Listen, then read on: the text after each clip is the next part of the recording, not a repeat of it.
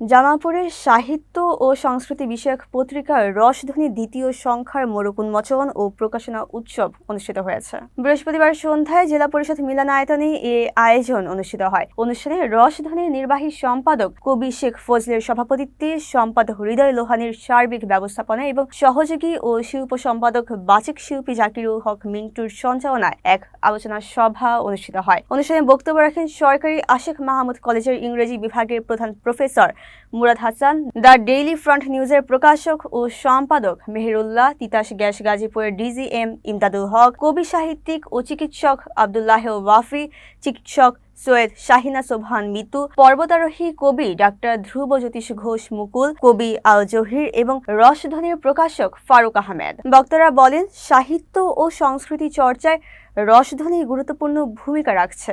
নতুন সংখ্যাটি পাঠকদের মাঝে ইতিবাচক সাড়া ফেলবে বলে তারা আশাবাদ ব্যক্ত করেন।